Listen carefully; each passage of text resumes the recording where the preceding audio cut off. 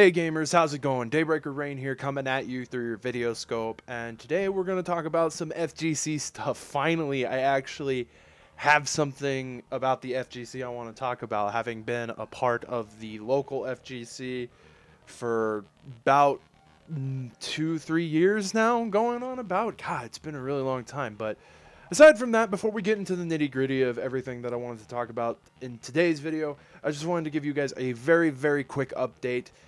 The Extra Life 24-hour gaming marathon was mostly a success. I unfortunately did not make it through the whole 24 hours. I tapped out 5 minutes shy of the 23-hour mark. I am slowly but surely working on every part of the video. I'm trying to break it up into segments so that way you guys don't have to watch a whole 23-hour video just about. And I'm slowly but surely getting that done, as well as trying to go back through each one of the parts because I'm making a highlight video.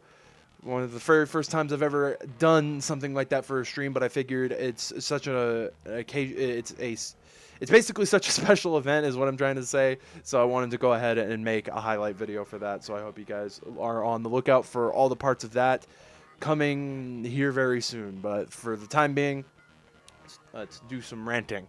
So what I want to talk about in the FGC that's going on right now is not bad per se. I'm not mad at anyone particularly. I'm more or less just confused, and that's with the two announcements of new characters to be introduced into the third DLC pack for Injustice 2, as well as the next guest character for Tekken 7. Now, for those of you who haven't seen the reveal trailers, I'll go ahead and link them in the description below. And you can check them out for yourselves.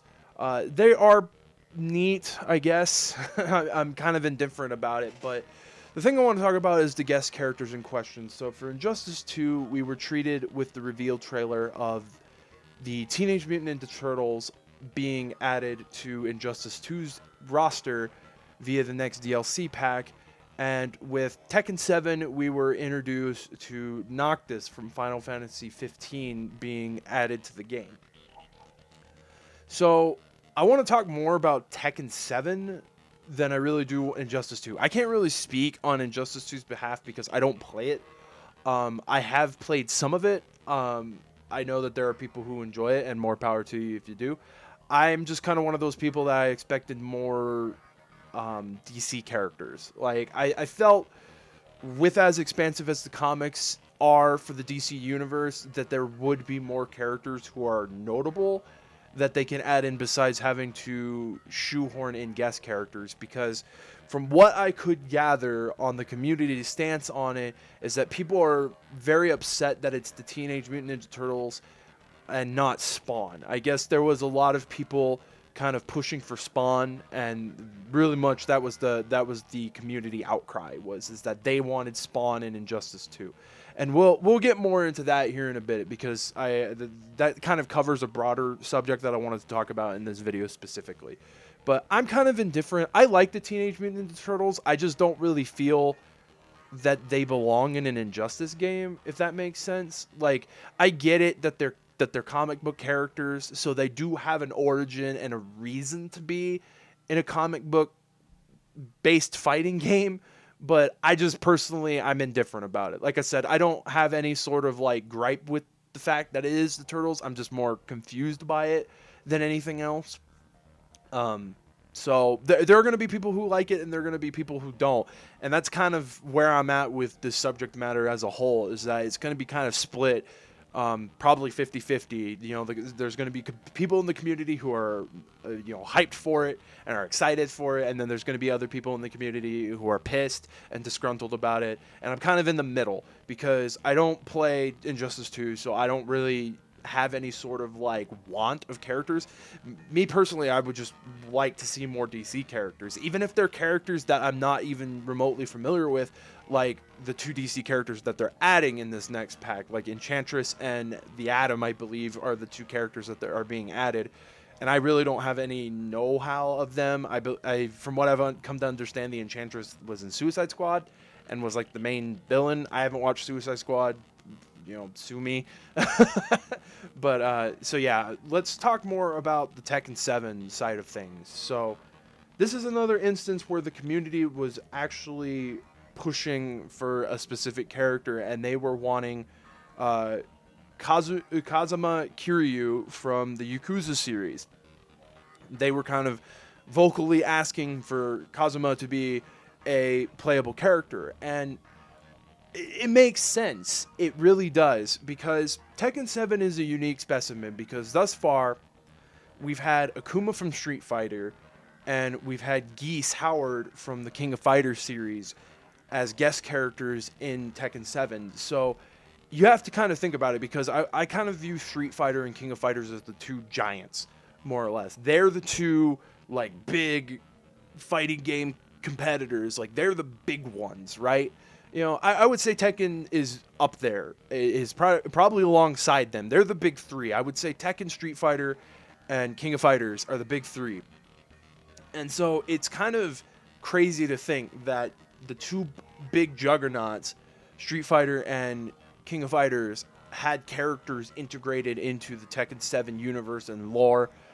They did kind of wonkily add Akuma into the lore. Depending on who you ask, some people might like it, some people don't. I'm kind of like, I wish they would have elaborated more and maybe fleshed it out a bit better as to why Akuma's there. I know that they probably had a really limited way to do that, but that's neither here nor there. So, with the inclusion of Noctis, obviously there's a lot of people who are pissed. I'm not mad. I'm confused. Much like with the Teenage Mutant Ninja Turtle thing, I'm confused.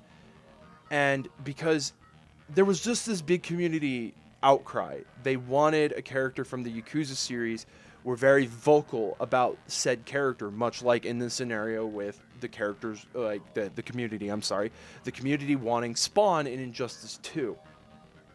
And so, I don't really understand Noctis. I understand that Final Fantasy 15 is kind of a big deal right now. It's fucking everywhere. Like, for lack of a better term, Final Fantasy 15, I think, has been shoved more in my face than any Final Fantasy ever. Like, I don't even think the Final Fantasy 13 trilogy got this much publicity. Like, I think Square was really, really happy with Final Fantasy 15. Like, it's everywhere. You've got the game on the console. I can't go watch a YouTube video without an ad playing for the fucking mobile game. It's like they're making a mobile version of Final Fantasy 15. Like, I think there's rumors or something like that about a Switch port. It's like, it's fucking everywhere at this point. And I had it put the best by my cousin. Final Fantasy 15 is Square Enix's Skyrim. That is essentially what Final Fantasy 15 has become, is their Skyrim. And I couldn't agree more with that sentiment.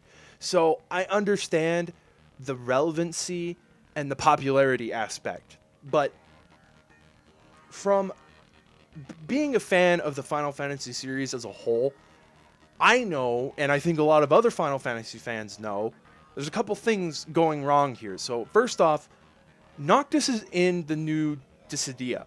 Final Fantasy Dissidia NT, the arcade version of the game, is supposed to drop in like 2 months. So we're going to have a game that is hopefully going to have a competitive scene here, featuring Noctis already in it as the Final Fantasy 15 representative for the game. So I feel that this is kind of a waste, because really and truly I think Square should be promoting that game. If they want to have some sort of foot in the door in this, FGC competitive esports, whatever you want to call it, if they want to have their foot in the door and have a viable game that they feel can be a competitor in this esports e-league market, then I really feel that that's kind of a wasted opportunity. Really, because just 2 months from now we're going to have Noctis in Dissidia. Now, this could be a way to promote Dissidia. I don't know. Again, I feel honestly it's just a waste. Now, I did have a Twitter commenter. I believe his name is Andre. So shout outs to him. He brought up that this could kind of be Bandai Namco's way to test the waters and the system of what is going to be Soul Calibur 6, because the rumors are already out there, and I believe they actually did confirm it, that they are working on Soul Calibur 6. So this could be a quote-unquote way to test the waters. And that's kind of how I felt Akuma was basically supposed to be. Because we've heard the rumors, we've heard all about it, that Tekken Cross Street Fighter is eventually going to happen. And so this could be, with Akuma being in Tekken 7, could have been Bandai Namco's way to test the waters and see how they could make a Street Fighter character work in a Tekken game. And so if that's the reason that they're doing this, is because they want more of a staple of like a Soul Calibur character, I can kind of understand that. But at the same time, if they wanted to test the waters of a new engine, why not just add a Soul Calibur character in? Because technically speaking, Yoshimitsu is a character that has been in the Soul Calibur franchise. I believe he started in the Tekken franchise, and I think he came into Soul Calibur as a quote-unquote guest character from the Soul Calibur franchise later. But why not just add a character from the Soul Calibur franchise if that's what they really wanted to do? Granted, it has no bearing and would make absolutely zero sense why a Soul Calibur character, in a feudal medieval age character would be in a modern setting. But we've seen crazier stuff. I mean, we've seen Master Chief end up in Dead or Alive. So I don't think when it comes to the realm of fighting games, especially with Akuma and Geese being characters in Tekken 7, why that's not possible. Why they couldn't figure out some way, time travel, wibbly wobbly, timey wimey kind of bullshit where they make it to where the character ends up like jumping into the Tekken universe or whatever. I mean, we have people who are literally demons, like Devil Jin, Kazuya, and all that shit. So I don't think that it's outside the realm of possibility. But my personal gripe with this is I think Noctis was not the proper choice of Final Fantasy character. I understand that the other choices that they have from the Final Fantasy universe, I understand that they wouldn't have a big impact. And I'm completely and 100% admitting that. If it was a character, I believe his name is Sardin from Final Fantasy VI, or Zell from Final Fantasy VIII, or Armant from Final Fantasy IX. Like, I understand that these characters would not have a relevant impact, and it would really only be for fan service, for the diehards who are just love Final Fantasy and want to see a character like that show up in a game like that. It would really only be to more or less coddle to them. So I completely understand why they wouldn't go that route. But two routes that they could have easily gone. Tifa Lockhart is a brawler. She's a fighter. She's a melee fighter. She uses her fists. She's pretty renowned, pretty well known, probably one of the more staple characters of the Final Fantasy series. And the Final Fantasy VII Remake, although it does not have a set-in-stone release date or time window or whatever, they keep hinting and showing off little tidbits here and there. Why not give us Tifa for Tekken 7? Why not? Like, why would that not be as a viable option as adding Noctis? And honestly, it would make more sense because Tifa uses her fists. So although she would probably play more akin to how Eliza and Akuma and Geese work with her projectiles, because I do believe some of her limit breaks are projectiles, she would work differently. Obviously, I mean, Noctis is probably going to work differently too, but I think that she would probably have some sort of meter system if they were to implement her. I just don't understand why she couldn't have been the character of choice. And people are going to argue that, oh, well, Final Fantasy VII Remake, we don't know what it is, so it'd be foolish to promote it. I had a Twitter discussion with somebody already about that, which, fine, whatever. I guess. I just think it would be more viably sound. At least that one's more, at least Tifa is more relevant now because of the Final Fantasy VII remake and has more relevancy because Final Fantasy VII is probably the one a lot of people talk about when it comes to when you just bring up Final Fantasy. Like, a lot of people immediately jump onto Final Fantasy VII, like, oh yeah, Final Fantasy VII, Final Fantasy VII. Very rarely do you hear people other than the really diehard fans talk about the other Final Fantasies. But it also kind of brings to point, and again, this was another argument that I had where it wouldn't work because promoting an expansion is a weak avenue to pursue. But we have a brawler fighter character in Final Fantasy XIV as well. Her name is Lise, and she's very, very prominent in the Stormblood expansion. Literally about half of the Stormblood expansion is based on this character. And that's her whole, like, thing. Her whole spiel is she's basically another Tifa. Probably not as powerful as Tifa. I wouldn't really know per se, because she doesn't really show off, like, the monk class in Final Fantasy XIV doesn't really show off, like, the quote-unquote magic side of things. So, like, with Tifa with her limit breaks and everything, it might be different. But Lise would be a more than capable character of filling the role of a brawler type character from the Final Fantasy universe that is still currently relevant, because Final Fantasy XIV is still ongoing and the story is still developing, and they've already added onto the next storyline for the Stormblood campaign. So I think it would be another reason to promote Final Fantasy XIV.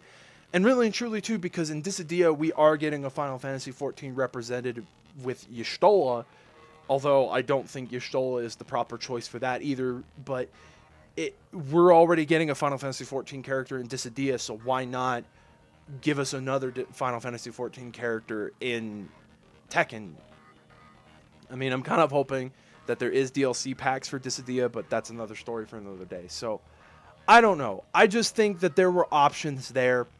And people can tell me over and over that Tifa and Lise would not be as relevant as Noctis. But let me ask a very, very genuine question. And this is more pointed to the whole FGC. Was anybody asking for Noctis? Was anybody asking for a Final Fantasy Cross Tekken promotion? Was anybody asking for that? I'm genuinely fucking curious. Was anybody in the FGC, anyone at all, a big named FGC player, were they talking about that? Was anybody, like, lower names? Was there forums about this kind of crap? Was there anybody in the FGC specifically asking for this? Because again, like I said, the community consensus from what I can gather is that the community was pushing for Kazuma Kiryu from the Yakuza series as the next guest character, which, again, in my mind, makes way more sense considering the type of games Yakuza are. But this is something that I wanted to get into earlier and kind of talk about it. And this is coming from very limited knowledge on the subject matter. I don't know a lot of what goes on behind the scenes with game devs and licensing companies and other companies with said IPs and characters and things like that. The only thing I can gather or probably understand from this is that Sega was either unwilling or was still in talks with Harada about adding Yakuza characters. Sega may not be on board. That might just be a thing. Like, Harada may do everything that he can. Namco Bandai may do whatever they can. They may even offer a huge chunk of change just to get one of the characters from the Yakuza series into Tekken 7. But Sega may just be like, nah, we're not doing it. Like, who knows? We won't know. We don't know what goes on in those meetings when big name producers or executives from companies meet with other big name producers from other companies. We don't know. We're never going to know unless we get into the industry and we make it that far to where we're present for those kind of things. Or we get some random person in the company who leaks it early and then gets their job taken away from them because they leaked it early. Either way, we're never going to know what negotiations go on behind closed doors. That's a given. We're just not going to know. And we're not entitled to know. There are some people who do get that privilege to know. Like, some of the prominent names in the FGC will know about character reveals and things like that way before the consumer market knows about it, and that's fine because there are some people who just get that privilege. But as a normal consumer, we're never going to know. It's the same thing with the Spawn situation. It could be like one of those things where Warner Brothers just doesn't, because I don't know who owns Spawn at the moment. It might be Dark Horse Comics, but I could be completely wrong about that. I could be thinking of another character.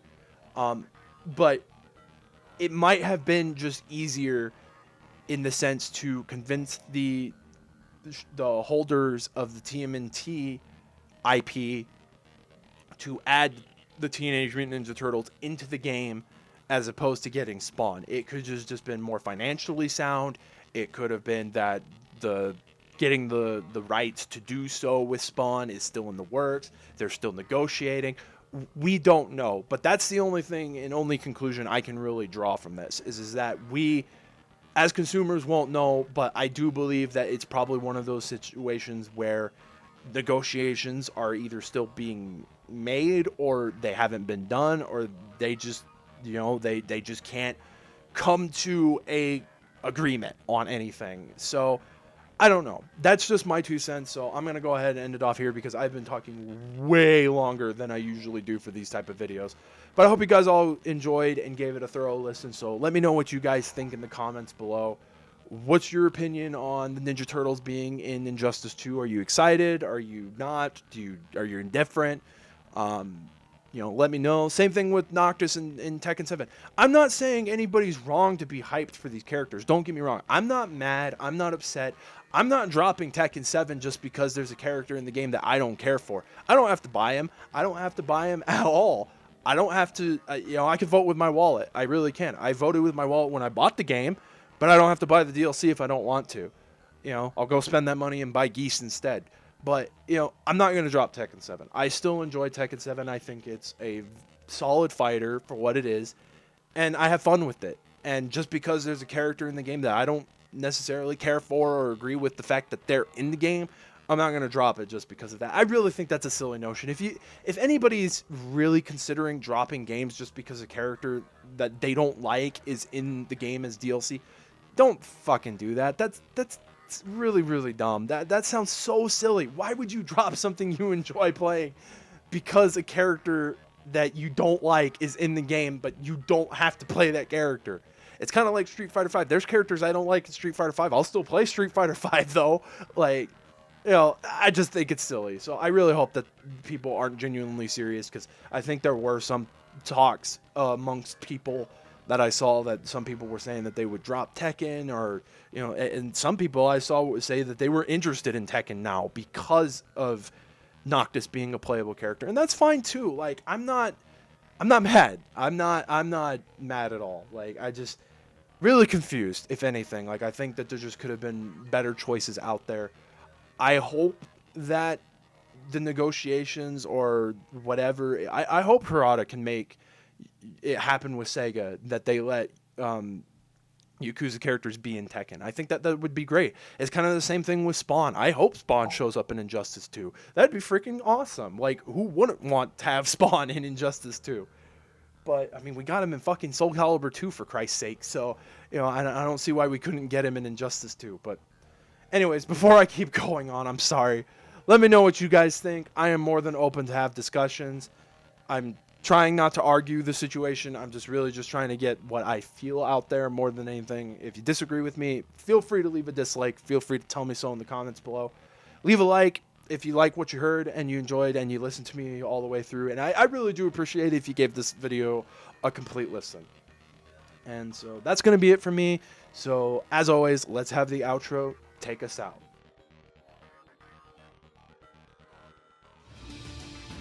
Alrighty gamers, thanks for watching. If you liked what you saw, please feel free to rate, comment, or subscribe.